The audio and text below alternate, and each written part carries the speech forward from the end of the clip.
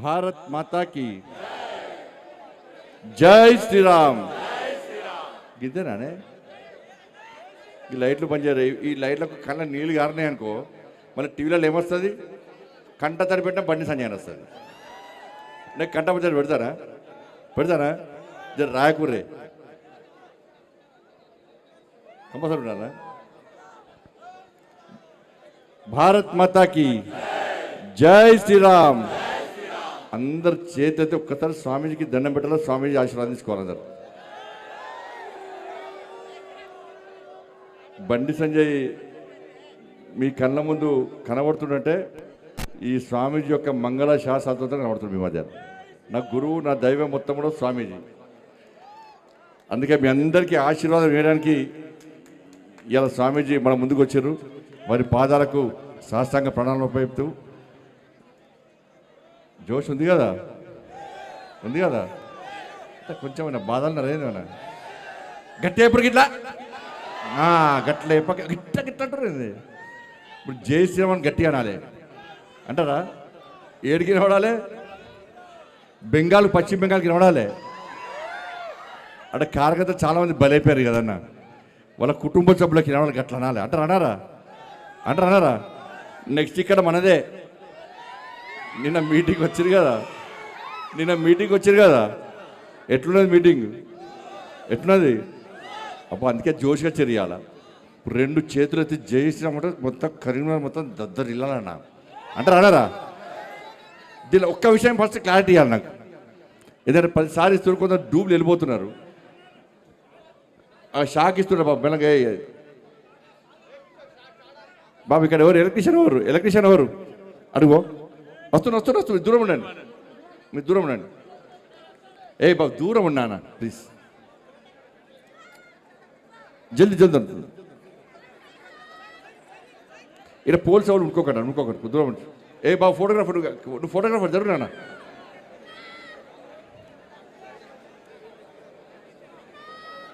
నువ్వు ఎలక్ట్రీషియనేనా? ఓకేనా? చల్ అందరు 2 చేతులు పైకి ఎత్తాలి. ఎత్తారా? ఇంకా జెండాలు పైకి ఎత్తకూడదు ప్లీజ్, ఎందుకంటే మీడియాకి ఇబ్బంది వస్తున్నది. ఇక్కడ జెండాలు కింది పెట్టన్నా. ఎవరు జెండాలు అవుతుంది, జెండాలు కింది పెట్టు. అక్కడక్కడ జెండాలు, అక్కడ అందరూ మన మీడియా మిత్రులు చూస్తారు కదా, కొంచెం జెండాలు కింది ఎత్తు. చేతులు కూడా ఓకే, 2 చేతులు పైకెత్తాలి, గట్టి ఇవ్వాలి. రామ లక్ష్మణ జానకి,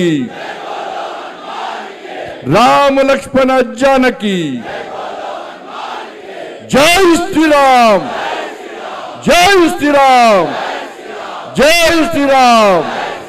రామ లక్ష్మణ జానకి, జై శ్రీరామ్. బా సూపర్ అన్న, సూపర్. ఒక్క క్లారిటీ ఇవ్వాలన్నా అన్న. నేను ఫస్ట్ నుంచి స్టార్టింగ్ నుంచి నేను మళ్ళీ తిరిగి షార్ట్ కట్ చేసినాం. మీ అందరికీ బాగా ఇబ్బంది అవుతుంది, షార్ట్ కట్ చేసినాం, రూట్ తగ్గించినాం. అన్న నవ్వుతున్నా, అబ్బా కరెక్ట్ అని అంటున్నాడు. షార్ట్ కట్ చేసి మళ్ళీ ఈడిదాకా వస్తాం.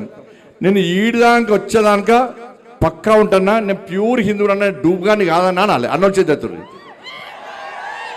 మీరు ఒక్కవేళ లేరనుకో డూబే, నేను చూసినా చూడకుండా పొద్దున్న లేసాక నేను డూబునా ఒరిజినల్ అనుకుంటారు మీరు. అందరు ఉంటారు కదా పక్కా, ఇంట్లో ఇబ్బందులు లేవు కదా పక్కా. నా యాత్ర పట్టేది ఇస్తలేనన్నా, 16 సంవత్సరాల నుంచి ఇస్తాను యాత్ర. ఇది రాజకీయం కోసమో, ఓట్ల కోసమో, సీట్ల కోసమో, వ్యక్తుల కోసమో ఈ యాత్ర తీస్తలేమన్నా. ఇవాళ దేశంలో ఉన్న పరిస్థితి తెలుసు, కరీంనగర్లో ఉన్న పరిస్థితి తెలుసు, తెలంగాణ రాష్ట్రంలో ఉన్న పరిస్థితి తెలుసు. హిందూ సమాజం ఏ విధంగా ఇబ్బంది పడుతుందో తెలుసు. కులాల పేరుతోని, వర్గాల పేరుతోని, వర్ణాల పేరుతోని హిందూ సమాజాన్ని చీల్స్తూ ఇవాళ ఈ దేశంలో హిందువులే మైనార్టీలుగా మారడానికి ప్రమాదకర పరిస్థితులు ఉన్న తరుణంలో ఈ సమాజాన్ని జాగృతం చేయాలి, హిందూ సమాజాన్ని సంఘటితం చేయాలి, హిందూ సమాజం యొక్క సంఘటిత శక్తిని ఇవాళ దేశానికి చాటాలి. అదే కరీంనగర్ వేదికగా ఉండాలని చెప్పి 16 సంవత్సరాల నుంచి ఈ కరీంనగర్ గడ్డ మీద, ఈ కాశాపు గడ్డ మీద ఈ హిందూ ఏకయాత్ర తీస్తున్నామన్నా. టవర్ సర్కిల్ మీద కాశాపు జెండా రెప్పరెప్పలు ఆడించాలని సంకల్పం తీసుకున్నామన్నా. కరీంనగర్ హిందువులు మామూలు కాదన్నా, కరీంనగర్ హిందువులు సంఘటితమై ఇలా మేయర్ను డిప్యూటీ మేయర్ను మా అక్కలు మా అన్నలందరూ కూర్చున్నారు. కార్పొరేటర్లను 39 మంది కార్పొరేటర్లు గెలిపించి ఇవాళ టవర్ సర్కిల్ మీద కాషాయపు జెండా ఎగిరించినటువంటి నా కరీంనగర్ హిందూ బంధువులందరికీ హ్యాట్స్ ఆఫ్ అన్న. నిజంగా హ్యాట్స్ ఆఫ్ అన్న. ఒక్కసారి కరీంనగర్ ప్రజలందరికీ 2 చేతులకి చప్పలు కొట్టురన్న. గొప్పలున్న కరీంనగర్ వాళ్ళు. ఇలా ఈ విజయము ఈ హిందూ సమాజానికి అంకితం అనేది. ఇలా కరీంనగర్ దేశంలో రాష్ట్రంలో పరిస్థితి దేవాలయాల మీద దాడులు, గోహత్యలు, లవ్ జిహాదీ పేరుతోని హిందూ అమ్మాయిలను చేర్చించడం, దాంతో పాటు దేవాలయాల మీద దాడులు, ఇలా విగ్రహాలను విధ్వంసం చేసే పరిస్థితి ఈ తెలంగాణ రాష్ట్రంలో ఉంటే ఇవాళ స్పందించాల్సిన స్థాయిలో హిందూ సమాజం స్పందించకపోవడానికి కారణం హిందూ సమాజం లోపల ఇంకా చైతన్యం నింపాలి. ఒక హిందూగా ఈ హిందూ ధర్మం కోసం పనిచేసేటువంటి ఒక వ్యక్తిగా నా బాధ్యతను నెరవేర్చాలని చెప్పి ఒక సంకల్పం తీసుకొనే ప్రతి సంవత్సరం హిందూ ఏకయాత్ర ఇస్తున్నామన్నా. దానికోసమే తప్ప ఇలా రాజకీయ ఎన్నికల్లో ఓట్ల కోసం కాదన్న విషయాన్ని గుర్తుంచుకొని ఇవాళ కరీంనగర్లో కాదు దేశవ్యాప్తంగా ఇలా హనుమాన్ జయంతి సందర్భంగా యాత్రలు ఇస్తున్నాం. ఇవాళ చాలా మంది స్వాములు ఇలా జెండా చేతిలో జెండా పట్టుకొని హనుమాన్ మాల ధరించి కింద కాళ్ళకు చెప్పులు లేకుండా ఎండలో ఎండుతూ ఇవాళ కాళ్ళకు ముళ్ళు గుచ్చినా రాళ్ళు గుచ్చినా కాళ్ళు కాలినా జై శ్రీరామ్ జై శ్రీరామ్ అంటూ మాలాధరణ ధరించినటువంటి స్వాములందరూ కూడా ఇలా కొండగట్టకు యాత్ర పోతున్నా. నేను ఆ స్వామివారి వేడుకుంటున్నా, ఎవరైతే దీక్ష తీసుకున్నారో వాళ్ళు వాళ్ళ కుటుంబాలు నిండు నూనెలు ఆయురారోగ్యాలతో ఉండాలి. ఏ సంకల్పం తీసుకొని ఏ కష్టాలున్నాయో ఏ ఇబ్బందులున్నాయో ఆ ఇబ్బందులను స్వామివారికి వేడుకొని వాళ్ళ మాలధరణ ధరించారో ఆ ఇబ్బందులను తొలగిపోవాలని చెప్పి ఆ స్వామివారి ఆశీర్వాదాలు వాళ్ళందరికీ ఉండాలని చెప్పి ఇలా వేడుకు అదే స్ఫూర్తనా. వాళ్ళ జై శ్రీరామ్ అనే నినాదం ఏదో పైసలు రాలుతాయా కడుపు నింపుతుందా అని చెప్పి దానికోసం కాదన్న జై శ్రీరామ్. ఇలా గొంతు లోపటి నుంచి పుట్టుకొచ్చినటువంటి స్వరం జై శ్రీరామ్ నినాదం. ఇది కేవలం హిందువులకు మాత్రమే దక్కిన వరం జై శ్రీరామ్ నినాదం అన్న విషయాన్ని ఒక్కసారి గుర్తుంచుకోండి. ఆ జై శ్రీరామే ప్రతి హిందూ యువకుల లోపల ఆవేశం రగిలిస్తుంది, ఆలోచన కల్పిస్తుంది, ఉత్సాహాన్ని నింపుతుంది. ఈ దేశం కోసం, సనాతన ధర్మం కోసం, హిందూ సమాజం కోసం, హిందూ సమాజానికి ఆపదొస్తే, హిందూ ధర్మానికి కష్టాలు వస్తే, హిందూ సమాజాన్ని చీల్చే ప్రయత్నం చేస్తే ఈ జై శ్రీరామ్ నినాదమే ఒక కాషాయపు జెండాగా మారి ఇలా ప్రతి హిందూ చేతిలో ఒక జెండాగా ఆయుధంగా మారి ఈ సమాజం కోసం ప్రాణాలకైనా తెగించి కొట్లాడే సత్తా చూపడానికి కల్పించే ధైర్యమే నా జై శ్రీరామ్ నినాదం అనే విషయాన్ని వీళ్ళందరూ గుర్తుంచుకోవాల్సిన అవసరం ఉంది. దానికోసమే హిందూ ఏకయాత్ర. ఈ హిందూ ఏకయాత్రనే ఒక సామాన్య కార్యకర్తను ఇలా నాయకుని తయారు చేసిందన్న. ఈ కరీంనగర్ గడ్డ మీద పుట్టినన్న, ఈ కరీంనగర్ రక్తం నాలోపల ప్రవహిస్తుందన్న. ఈ కరీంనగర్ గడ్డ ఒక పౌరుషం ఈ బండి సంజయ్ లోపల చిన్న కార్యకర్త అన్న, సామాన్య కార్యకర్తలు. ఇలా టవర్ సర్కిల్లో కొట్లాడినా, గాంధీ చౌరస్తాలో కొట్లాడినా, నాక చౌరస్తాలో కొట్లాడినా, బస్ స్టాండ్ చౌరస్తాలో కొట్లాడినా, కోర్టు చౌరస్తాలో కొట్లాడినా, టవర్ సర్కిల్లో కొట్లాడినా, కలెక్టరేట్ లోపల కొట్లాడినా, అంతటా కొట్లాడన్నా. ఇలా చౌరస్తాలకు బ్యానర్లు కట్టానా, పోళ్లకు జెండాలు కట్టాలన్నా, బ్రష్ పట్టి వాల్ రైటింగ్ రాసినాక ఇలా జై శ్రీరామ్ జై భారత్ మాతకి జై అంటూ ఈ కరీంనగర్ మొత్తం చుట్టూ తిరిగినాక నా జీవితం మొత్తం కష్టాలే, నా జీవితం మొత్తం బాధలే అన్న. కానీ బాధపడ్డా అని చెప్పి ఎప్పుడు భయపడే వ్యక్తి బండి సంజయ్ కాదన్న. ఈ బాధను తట్టుకొని ముందుకు పోయే వ్యక్తే బండి సంజయ్ అన్న. ఎక్కడ భయపడలే అన్న, ఎక్కడ బాధపడలే అన్న. ఎందుకంటే నా వెనుక మీరు అందరు ఉన్నారన్న. ఇలా మీ అందరినీ నా కుటుంబానికి భావించిన, ఎక్కడికి కష్టం వచ్చినా నింపేనా. ఈ తెలంగాణ రాష్ట్రంలో 150 రోజులు 1600 కిలోమీటర్లు హార్ట్లో స్టెంట్ ఉందన్న. కానీ హార్ట్ ఫుల్గా యాత్ర చేస్తాను. నేను హార్ట్లో స్టెంట్ ఉన్నా హార్ట్ ఫుల్గా యాత్ర చేస్తాను. 150 రోజుల పాటు 1600 కిలోమీటర్లు వర్షంలో తిరిగినా, ఎండలో తిరిగినా, చలిలో తిరిగినా, ఇలా తిరిగి ఈ తెలంగాణ రాష్ట్రంలో హిందువులందరినీ హిందూ ఓట్ బ్యాంక్ గా మార్చి హిందూ సమాజంలో చైతన్యం తీసుకొచ్చే ప్రయత్నం చేస్తున్నాను. కళ్ళాల పోతే కాళ్ళు కొట్టిరన్నా, కార్లలో పోతే కార్లు వలగొట్టిర్రు, తల్లికాయలు వలగొట్టిర్రు, జైల్లోకి వేసిర్రు. ఇలా కార్యకర్తలను నానా గోస పెట్టుకున్నా కూడా ఎక్కడ కాషాయపు జెండా కమలపు జెండా పట్టుకొని ఇవ్వకుండా ఈ ధర్మం కోసం, సనాతన ధర్మం కోసం ఈ తెలంగాణ రాష్ట్రంలో హిందూ రాజ్యం రావాలి, రామరాజ్యం రావాలని చెప్పి ఒక సంకల్పం తీసుకొని ఇలా ఎక్కడ ఏ హిందూకు ఆపద వచ్చినా ఇలా పోయి వాలినమన్నా. నల్గొండ వేనం, మహబూబ్ నగర్ వేనం, ఆదిలాబాద్ వేనం, వరంగల్ వేనం, ఏడ వేనమన్నా పోయి తిరిగి వచ్చినామన్నా. కార్యకర్తలకు ఏ ఆపద వచ్చినా కూడా ఇదే జై శ్రీరామ్ నినాదంతో నాతో పాటు అనేక మంది నాయకులు, కార్యకర్తలు అందరం కలిసి ఈ హిందూ సమాజం కోసం పనిచేస్తామన్నా. మీరే కుటుంబం అనుకున్నా, నేనైతే మీరైనా కనుక్కున్నా, మీ ఇంట్లో మీ పెద్ద కొడుకు లెక్కున్నా, మీకోసం పనిచేసినా, మీరందరూ బాగుండాలని కోరుకున్నా, ఇలా మీకోసం ఆలోచించి, మీరే మీ మనిషి ఆలోచించి, మీ కుటుంబ వ్యక్తికి ఆలోచించి నా కొడుకుకు టైం ఇవ్వలేదన్నా, నా కొడుకుతో మాట్లాడలేదన్నా. ఇవాళ అదే నా కొడుకును ఒక క్రిమినల్ లెక్క సమాజంలో చూపెట్టే ప్రయత్నం చేస్తే ఒక తండ్రిగా ఎట్లా భరిస్తారో ఒక్కసారి ఆలోచించురన్నా. నా కొడుకు నేనేం తప్పు చేయలేనా, మేము ఫ్రెండ్స్ ఉన్నానా, మేము తప్పు చేయలే, కలిసి ఉన్నాం, ఇలా విడిపోయినాం, నేను ఏ తప్పు చేయలే, నిజాయితీగా బయటికి వస్తా అని చెప్పి ఇలా నా కొడుకు చెప్పాక నేను సమర్థిస్తలేనన్నా. తప్పు ఎవరు చేస్తా కూడా నా కొడుకైనా సరే, ఎవడైనా సరే చట్టం ముందు సమానులే. నా కొడుకు తప్పు చేస్తే తప్పకుండా నా కొడుకు శిక్ష 100% పడాల్సిందే. ఇలా నా కొడుకు ఒక రకమైన చట్టం, ఇంకో వ్యక్తికి ఇంకో రకమైన చట్టం ఉండాలని కోరుకునే వ్యక్తి బండి సంజయ్ గారు. సమాజంలో చట్టం ఎవరికి చుట్టం కాదు, సమాజంలో చట్టం అందరికీ సమానమైన విషయాన్ని ఇవాళ నేను స్పష్టం చేస్తున్నానా. ఇవాళ నేను ఎట్లా వెళ్ళినో, నేను ఏ దారిలో వెళ్ళినో అదే దారిలో నా భార్య వస్తుందని ఇప్పుడు మీకు అందరూ తెలుసు అన్న. నేను మళ్ళీ ఈ నీళ్ళతో మళ్ళీ కంటెంట్ అంటారు, అదో బాధ. మళ్ళీ ఏమి నాకు కంటెంట్ కాదన్నది. ఇవాళ నేను ఎట్లా పోతున్నాను మీకు మామూలుగా తెలుసు. నేను ఏ దారిలో పోతున్నానో నా భార్య కూడా నా దారిలో వచ్చిందన్న. మీకు మా భార్య ఉద్యోగం చేస్తుంది బ్యాంకులో ఉద్యోగం చేస్తే నేను అడిగిన, ఎందుకు లీవ్ పెట్టినామమ్మా అని అడిగిన. నేను బ్యాంకు పోతే నా బ్యాంకు కస్టమర్ కడుకోమని కార్యకర్తలు బ్యాంక్ వస్తారు అన్నది.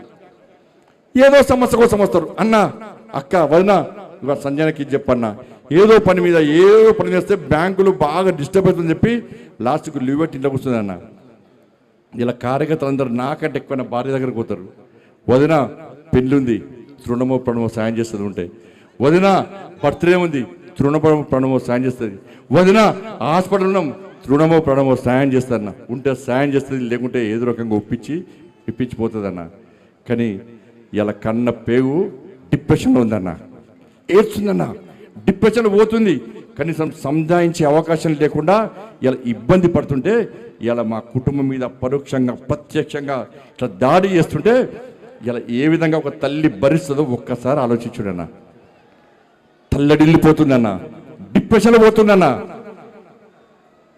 ఇలా లాస్ట్కు అవన్నీ చూస్తుంటే, అరే ఒక్క సంఘటన, నా కొడుకు సంఘటన మమ్మల్ని ఇబ్బంది పెడుతుంటే 29 మంది ఇలా ఇంటర్మీడియట్ విద్యార్థులు, మైనర్ విద్యార్థులు ఇలా ఆత్మహత్య చేసుకుంటే మరి ఆ తల్లుల బాధలు ఎట్లుంటే ఇప్పుడు గుర్తొస్తున్నాయన్న. ఆ కష్టంలో కూడా వాళ్ళకు అండగా ఉన్న వ్యక్తి ఈ బండి సంజయ్ అన్న. ఒక అమ్మాయి ఇంటర్మీడియట్ అమ్మాయి, అన్ని సబ్జెక్టులు హైయెస్ట్ మార్క్స్, కానీ సోషల్లో 0 మార్క్స్ అన్న. 95 సోషల్లో 0 మార్క్స్. ఇది తప్ప కాదా? ఆ అమ్మాయి కలెక్టర్ కావాలి, నేను IPS కావాలని చెప్పి వాళ్ళ ఉన్న తల్లిదండ్రులు, పేద కుటుంబం, పొలం అమ్మి, పుస్తలమ్మి, అన్నమ్మి ఆ పిల్లను డాక్టర్ చేయాలి, IPS చేయాలి, IAS చేయాలంటే గత ప్రభుత్వం మూర్ఖత్వం వల్ల ఆ పిల్ల 0 మార్క్స్ వస్తే ఆత్మహత్య ప్రయత్నం చేసుకుంటే కొన ఊపిరితో ప్రభుత్వ ఆసుపత్రి తీసుకొస్తే వాళ్ళ అమ్మ మెడలో పసుపు తాడు చూసినటువంటి ఆ తల్లి, అరే నా అమ్మ నన్ను చదివేయడం కోసం, నన్ను డాక్టర్ చేయడం కోసం, నన్ను ఇంజనీర్ చేయడం కోసం, నన్ను IPS చేయడం కోసం, IAS చేయడం కోసం పుస్తల తాడు కుదబెట్టి పసుపు తాడు వేసుకొని నా కోసం కష్టపడ్డది. నేను చచ్చిపోతే నా తల్లికి నా తండ్రికి అన్యాయం చేసినని చెప్పి కొన ఊపిరితో నా తల్లి డాక్టర్ గారు నన్ను బతికించండి, డాక్టర్ గారు నన్ను బతికించాడని ఆ డాక్టర్ను వేడుకున్న సందర్భం చూస్తే మానవత్వం ఉన్న ప్రతి మనిషి చెలించక తప్పదన్న. కానీ ఆ తల్లి చనిపోయిందన్న. ఇట్లా 29 మంది చనిపోయారు. తిరుగుతున్నా, వాళ్ళని కూడా మళ్ళా కలుస్తా, వాళ్ళందరినీ చేరదీస్తా, వాళ్ళందరిలో కూడా భరోసా నింపుతాన్నా. ఇలా భయపడే వ్యక్తి కాదన్నా. ఇంత పెద్ద సమాజం. అరే శ్రీరామచంద్రుడికే అరణ్యవాసం తప్పలే. సీతమ్మ మీద అపవాదాలు వేస్తే సీతమ్మని అడుగు పంపి ఇవాళ రాముల వారు అరణ్యవాసం చేసి ఇవాళ తప్పుడు కాదని నిరూపించుకొని ఆదర్శ రాముడు, అందాల రాముడు, అందరి రాముడు, మనందరి రాముడు లెక్క మనకు ఆదర్శ రాముడు అనే వ్యక్తి మన శ్రీరామచంద్రుడు అన్న. నా భుజం మీద కాశ్యాపు జెండా ఉంది, నా శిరస్సు మీద అమ్మవారి ఆశీస్సులు ఉన్నాయన్న. ఇక్కడ భయపడే ప్రసక్తి లేనా? రే ఆంజనేయ స్వామికి నిప్పు పెడితే అదే నిప్పుపై లంకను మొత్తం ఎట్లా దానం చేసిందో ఇలా బండి సంజయ్ని గెలికిరి వాళ్ళ మీరు పెట్టిన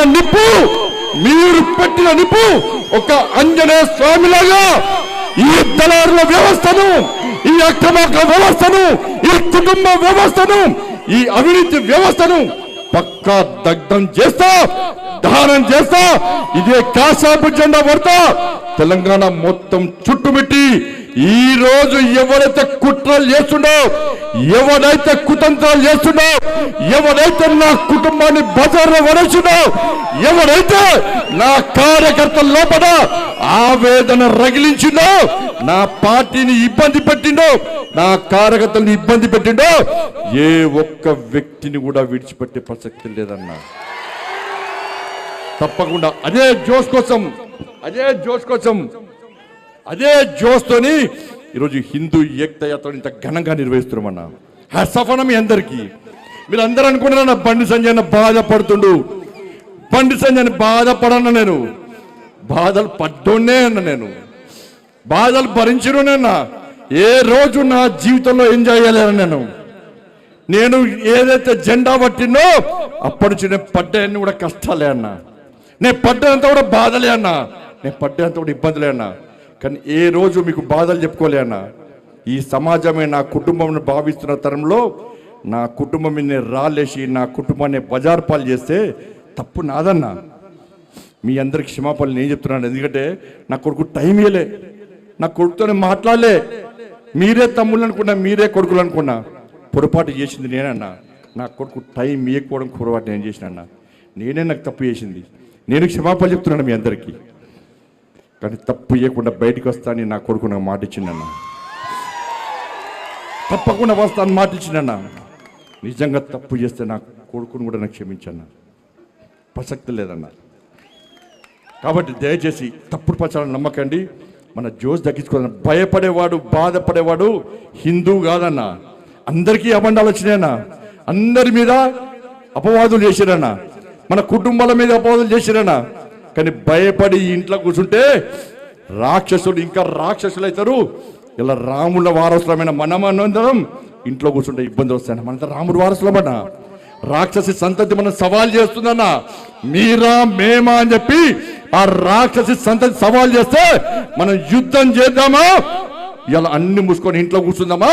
ఒక్కసారి హిందూ సమాజం ఆలోచించాలి. అలా హిందూ సమాజం జాగృతం కాకుంటే, హిందువులందరూ ఇంట్లో కూర్చుంటే, ఇలా బెంగాల్లో అనేక మంది నా కార్యకర్తలు, ఈ ధర్మం కోసం పనిచేసే కార్యకర్తలు, కాసేపు జెండా పట్టుకునే కార్యకర్తలు, హిందూ సమాజం కోసం పనిచేసే కార్యకర్తలను బంగ్లాదేశ్ నుంచి వచ్చి హతమార్చిన విషయాన్ని ఇలా హిందూ సమాజం మర్చిపోతున్నా. కేరళలో హతమార్చారు, తమిళనాడులో హతమార్చారు.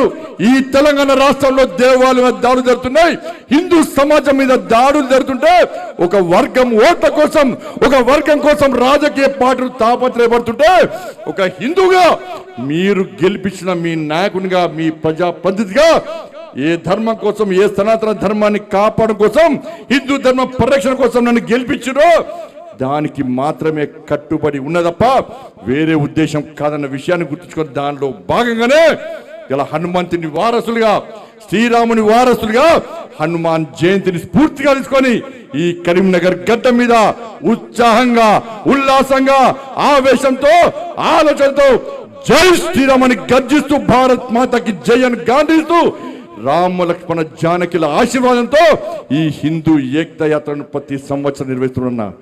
దానికి తరలివచ్చిన మీ అందరికీ, ప్రతి ఒక్కరికి, ఎండగొట్టిన ఇంత చేసిన కథలు వచ్చిన మీ అందరు కూడా 2 చేతులు జోడించి నమస్కరిస్తూ మన స్వామివారి మంగళ శాసనాలు ఉంటాయి. ఇప్పటికే ఆలస్యమైంది, ఎక్కడ ఆపకుండా త్వరితగతిన తొందర ఏడిపోవాలి, ర్యాలీ చుట్టూ పోవాలి. జోష్ లేదన్నా లేదా? ఇంత భారత్ మాతాకి మళ్ళా తగ్గిందే. జై శ్రీరామ్ మళ్ళా తగ్గిందే. జై శ్రీరామ్ చేతులు దండం మీద చేతులే. జై శ్రీరామ్, జై శ్రీరామ్, జై శ్రీరామ్.